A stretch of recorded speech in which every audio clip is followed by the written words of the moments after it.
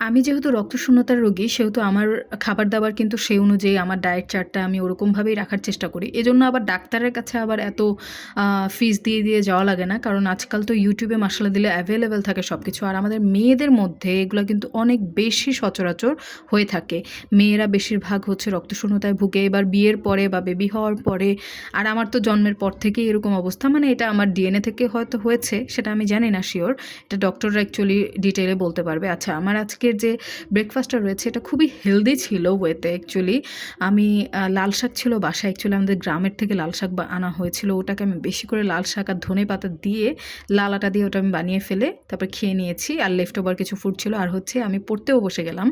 তারপরে যেহেতু আমি স্ক্রিনের সামনে সবসময় বসে থাকি, মানে আমার পড়াশোনা থেকে শুরু করে আমার কাজকর্ম সবটাই হচ্ছে ল্যাপটপ এবং মোবাইল নির্ভর। এজন্য আমি চেষ্টা করি সবসময় যে শাক, একটা আইটেম শাক আমি রাখার চেষ্টা করি। আরেকটা হচ্ছে আমার হচ্ছে গুড়া মাছ, মলা মাছ, কাচকি মাছ, আরও কত ধরনের মাছ আছে না যেগুলো চোখের জ্যোতি বাড়ায়। তো অনেক উপকারী।